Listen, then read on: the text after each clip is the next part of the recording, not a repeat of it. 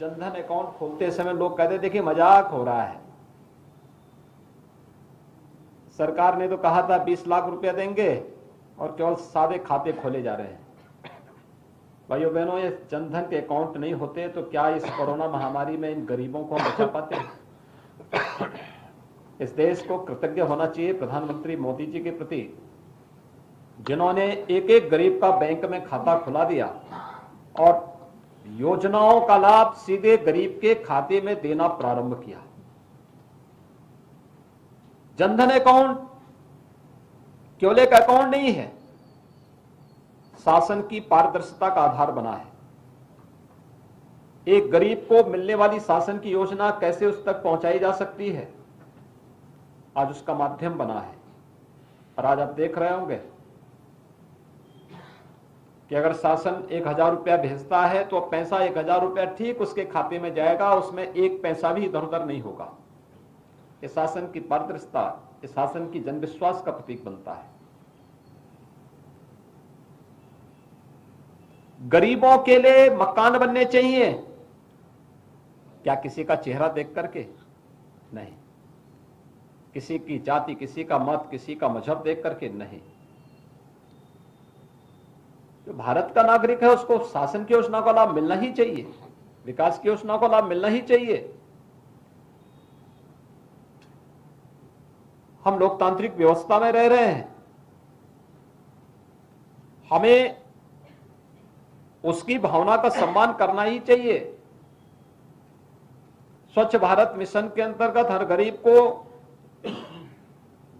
शौचालय उपलब्ध करा देना, देश के अंदर 10 करोड़ ऐसे लोगों को ये शौचालय की सुविधा उपलब्ध कराना, रसोई गैस 2014 के पहले, इस रसोई गैस में से आप में से बहुत सारे लोग ऐसे होंगे जिन्होंने स्वयं भी लाठी खाई होगी या लाठी खाते हुए देखी होगी। आज के इस प्रशिक्षण शिविर में हमारे पूर्व 2 सांसद हैं, दोनों मेरे साथ संसद में सांसद के रूप में कार्य किए हैं।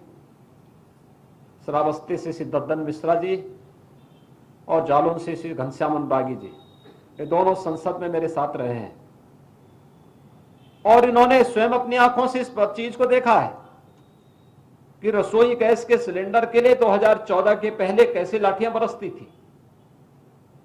लेकिन आज लाठी नहीं, आज हर गरीब के घर में जाकर के गैस एजेंसी का संचालक रसोई गैस का फ्री में कनेक्शन उन्हें उपलब्ध करवाने का कार्य करता है। ये चेंज है, ये परिवर्तन है, यही नया भारत है, ये बदलता हुआ भारत। हर एक क्षेत्र में कार्य हुआ है, हर एक क्षेत्र में कार्य हुआ है, हर एक तबके के लिए कार्य हुआ है। उस कार्य को समझने, उसको जानने,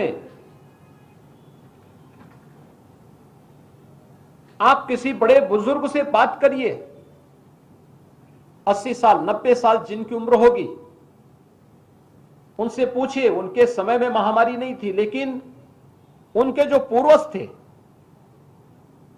उनसे बड़े पूर्वज थे, उनके जो पूर्वज थे, उनके दादा, उनके पिता, उनके दादा, उनके नाना, उनसे पूछिए 1919 में एक महामारी आई थी, 2.5 करोड़ लोग मरे थे उससे दुनिया के अंदर। तब आबादी देश की इतनी ज्यादा नहीं थी, दुनिया की इतनी ज्यादा नहीं थी, भारत की आबादी भी इतनी ज्यादा नहीं थी। और उस समय 2.5 करोड़ लोग मरे थे। बीमारी से ज्यादा मौतें हुई थी भूख से। आपने देखा होगा मोदी जी ने कोरोना महामारी में देश के जीवन को ही बचाया और हर व्यक्ति के जीविका को भी बचाने का कार्य किया है। तब सरकारें नहीं पूछती थी, आज सरकार लगातार संज्ञान लेती है एक एक योजना की, एक एक कार्यक्रम की, एक एक अभियान की। और मुझे लगता है कि आपकी कार्य पद्धति का आदर्श और प्रेरणा भी प्रधानमंत्री मोदी जी की कार्य पद्धति होनी चाहिए। कैसे उन्होंने देश के पूरे तस्वीर को बदल दिया, एक एक योजना को कैसे लोगों के जीवन को बदलने का माध्यम बनाया जा सकता है। हम भी उस अभियान के एक मजबूत से एक सेनापति बन सकते हैं। और जिला पंचायत का अध्यक्ष तो अपने आप में एक ताकत है, एक मंच है, आपका एक आधार है। मैंने आपको बताया ना कि जितने बड़े आबादी को आप प्रतिनिधित्व कर रहे हैं और जिस जिले में आप अध्यक्ष हैं उस जिले के प्रथम नागरिक के रूप में जितनी बड़ी आबादी को आप प्रतिनिधित्व कर रहे हैं, वो बड़ी आबादी सामान्य नहीं है। दुनिया के बहुत सारे देशों की उतनी आबादी नहीं है। आप मॉरिशस जाइए, मॉरिशस की कुल आबादी 12 लाख है। हमारे यहां पे सबसे छोटा जिला होगा, उसकी आबादी 15 लाख होगी। आप दुनिया के अंदर बहुत सारे देशों की आबादी इससे भी कम है। वेटिकन सिटी में अगर आप जाएंगे तो उसकी आबादी उससे भी और कम है। वो तो 1 लाख कभी आंकड़ा पूरा नहीं कर पाता है। यानी उस बड़ी आबादी के लिए बहुत कुछ करने के लिए आपके पास एक अवसर है। महत्व तो इस बात का नहीं होता है कि व्यक्ति कितने दिन जिया है, महत्व तो इस बात का होता है कि जितने दिन जिया है, कितनी प्रतिबद्धता के साथ, कितनी मजबूती के साथ उसने अपने उस ताकत का इस्तेमाल करते हुए उनके जीवन में परिवर्तन लाने का कार्य किया है। और आज का ये प्रशिक्षण आपका उसी का हिस्सा है। बहुत कुछ आप लोगों के पास अपना अनुभव होगा। आप में से जितने भी जिला पंचायत अध्यक्ष आए हैं, मुझे प्रसन्नता है कि 56% स्थान जिला पंचायत अध्यक्ष के महिलाओं ने प्राप्त किए हैं और उनके पास अपना एक अनुभव होता है। उनके पास अपने परिवार का, अपने गृहस्थी के संचालन का। भाई कोई व्यक्ति अपने घर को बहुत अच्छे ढंग से संचालित कर रहा है तो मुझे लगता है इससे अच्छा प्रबंधन दूसरा नहीं हो सकता। इस न्यू है, आधार है। और अगर आप अपने घर के व्यवस्था को, जहां पर भाई एक पति और पत्नी 2 अलग अलग परिवारों से आते हैं, अलग अलग वैचारिक पृष्ठभूमि होती है, अलग अलग पारिवारिक पृष्ठभूमि होती है, लेकिन समन्वय से कैसे इस परिवार के दायित्व को आगे बढ़ाना है, दोनों आपस में सहमति और असहमति के बीच में समन्वय बना करके चलते होंगे, तब परिवार आगे बढ़ता होगा। अगर दोनों अलग अलग रास्ते अपनाने लग जाएंगे तो परिवार की स्थिति दुर्गति हो जाएगी। परिवार की कुछ मुद्दों पर दोनों में से किसी एक को कॉम्प्रोमाइज करना होता होगा, सहमति बनानी होती होगी, और फिर एक दूसरे की भावनाओं का सम्मान करते हुए, परिवार के अन्य सदस्यों का सम्मान करते हुए सभी को एक साथ लेके जाना, वह परिवार है। और परिवार की व्यवस्था को सफलतापूर्वक संचालित करने का गुण अपने आप में उस व्यवस्था को और तेजी के साथ आगे बढ़ाने का माध्यम बनता है। तो स्वाभाविक रूप से 56% आबादी ऐसी है जो इस 56% सदस्य ऐसे हैं जिन्होंने इस व्यवस्था के साथ जुड़ करके सफलतापूर्वक जिला पंचायत के अध्यक्ष के रूप में आगे आए हैं। तो आपका अनुभव, आप में से बहुत सारे लोग होंगे जिन्होंने पहले अलग अलग फील्ड में काम भी किया होगा, उसका लाभ भी जिला पंचायत को प्राप्त होगा। ऐसे जिला पंचायत अध्यक्ष के रूप में जो लोग हैं, यानी कुछ ब्लॉक प्रमुख रहे होंगे, कुछ लोग प्रधान रहे होंगे, कुछ लोग जिला पंचायत सदस्य रहे होंगे, कुछ लोग विधायक रहे होंगे, कुछ लोग सांसद रहे होंगे, कुछ लोग पहले से भी जिला पंचायत अध्यक्ष रहे होंगे। यानी ये अलग अलग पृष्ठभूमि से होने के नाते वह अनुभव भी आपके साथ होता है। उसका लाभ आपकी संस्था को प्राप्त होना चाहिए, क्योंकि जिला पंचायत त्रिस्तरीय पंचायत की शीर्ष संस्था है और शीर्ष संस्था के माध्यम से जाने वाला संदेश ग्राम पंचायत के और अंतिम पायदान पर बैठे हुए व्यक्ति तक पहुंचेगी, उसका संदेश जाएगा। उस उद्देश्य से हम लोगों को एक तो कार्य करना होगा, और ये प्रशिक्षण, 1 दिवसीय प्रशिक्षण, एक आपके साथ विभाग के अधिकारियों का इंटरेक्शन हो, विभाग के साथ समन्वय बनाने या संवाद बनाने में अगर कोई संकोच है तो आप एक बार अपनी बात को वहां पर निसंकोच तरीके से कह करके अपनी बात को वहां पे रखें और फिर कम शब्दों में अपने कार्यक्रम को आगे बढ़ाएं। दूसरा, कार्य पद्धति में आमूलचूल परिवर्तन करने की तैयारी होनी चाहिए। देखिए, आपका पूरा कैरियर इस पर निर्भर करता है। आप जो कार्य करेंगे वो प्रभाव वाला होगा, और लोगों का जो संदेश होता है, बहुत बार सरकार जो निर्णय लेती है आवश्यक नहीं कि आपके माध्यम से या किसी और के माध्यम से हमारे पास जाए। कॉमन मैन के मुंह से जो बातें निकलती हैं, यानी ह्यूमन इंटेलिजेंस बहुत बड़ी भूमिका का निर्वहन करता है। और एक व्यक्ति दूसरे के साथ हमारे यहां बहुत अच्छा काम हो रहा है, अच्छा काम हो रहा है, अच्छा काम हो रहा है, जब ये बोलते बोलते आगे बढ़ते हैं तो उसका एक संदेश होता है। उस संदेश को अपने कार्य पद्धति के माध्यम से मजबूत करना, और ये हो सकता है। 75 जनपद हैं और जिला पंचायतों के पास इस समय प्रदेश के अंदर 2900 करोड़ रुपए पड़े हुए हैं। इसकी कार्य योजना और उसकी प्राथमिकता तय करना। शासन ने भी कुछ प्राथमिकताएं आपके पास भेजी हुई है। उन प्राथमिकताओं के साथ समन्वय बनाते हुए कैसे आप आगे कार्य कर सकते हैं, कुछ मॉडल खड़े कर सकते हैं।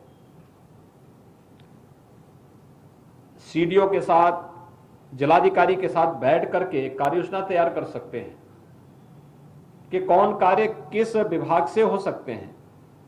क्या शासन की योजना के अंतर्गत पीडब्ल्यूडी के माध्यम से, ग्राम्य विकास के माध्यम से, या अन्य विभागों के माध्यम से कौन से कार्य संपन्न होने हैं, उनको अलग कर दें।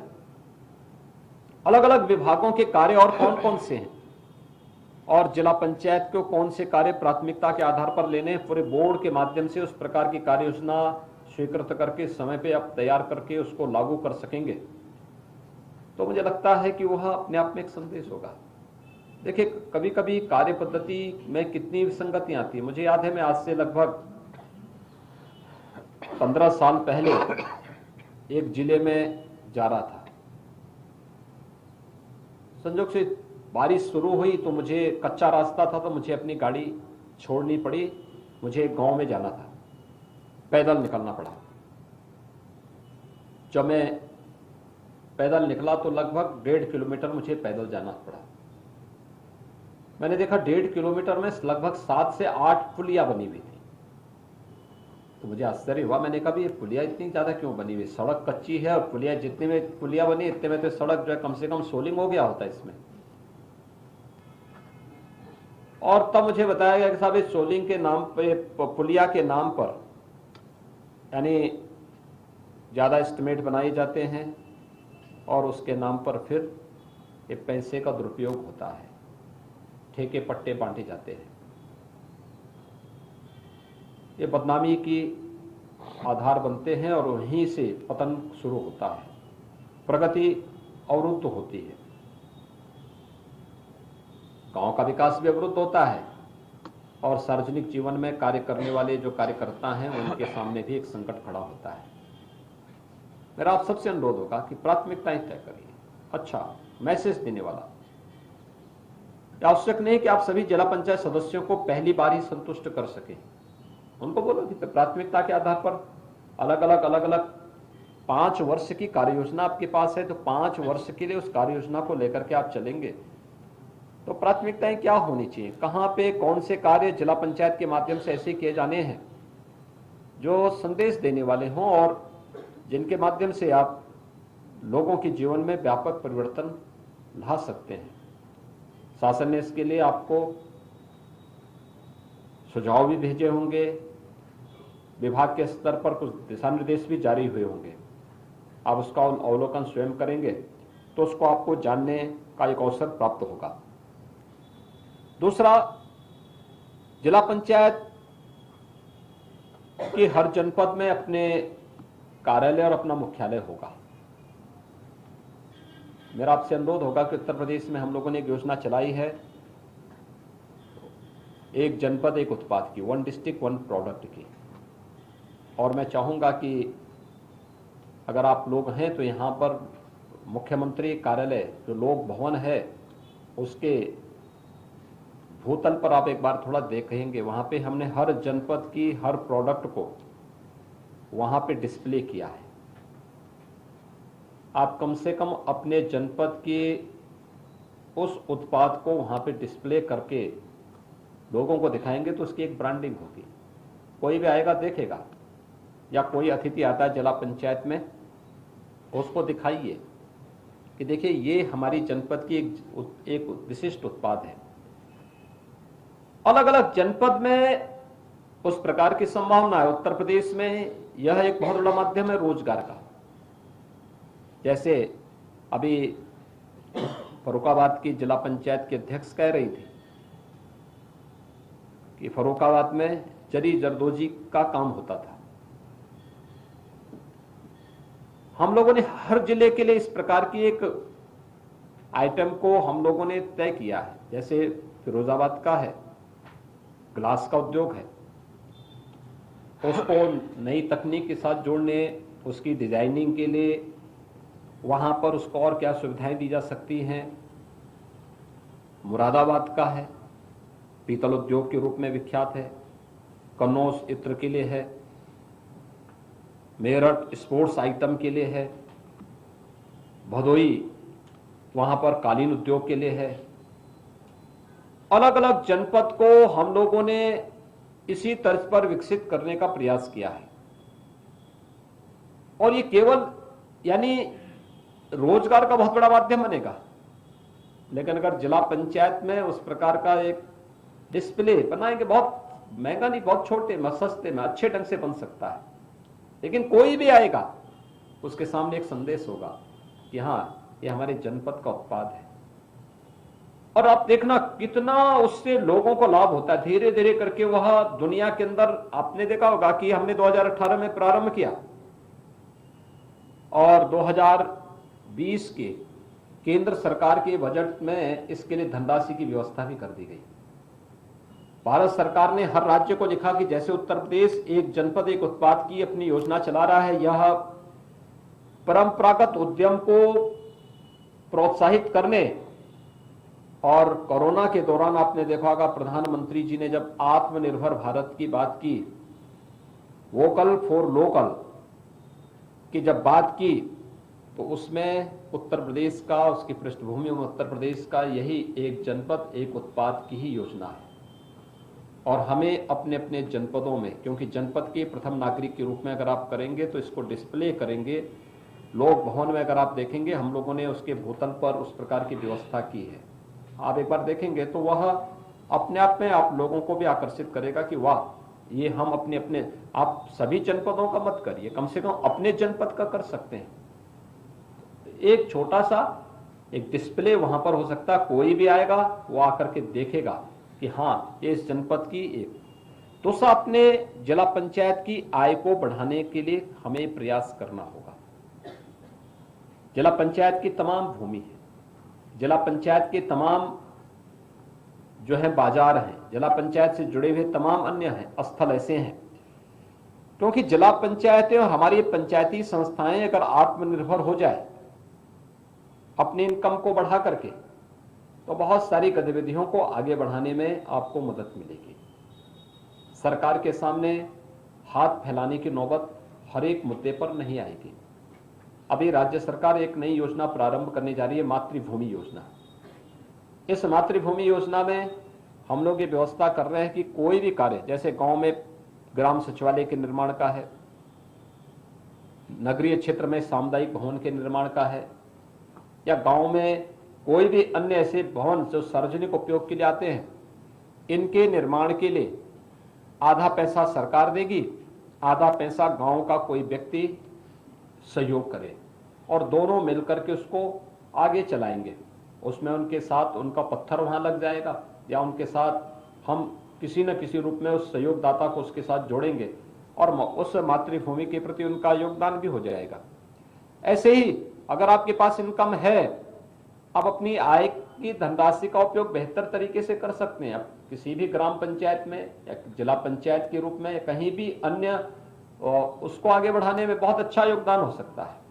लेकिन जब आप एक किसी विभाग के मुखिया के रूप में कार्य करते हैं तो विभाग के मुखिया के रूप में औपचारिकता का निर्वहन नहीं होना चाहिए। ऐसे ही कार्य होना चाहिए जैसे हम अपने घर को संचालित करने के लिए अपना योगदान देते हैं। और मुझे लगता है जब व्यक्ति इस भाव के साथ कार्य करता है तो वह हमारे जीवन को यशस्वी बनाता है, हमें यशस्वी बना देता है, आगे बढ़ाता है। लेकिन जब हम केवल औपचारिकता निर्वहन करने के लिए आते हैं तो वह हमें फिर हमेशा के लिए हमारे साथ कहीं ना कहीं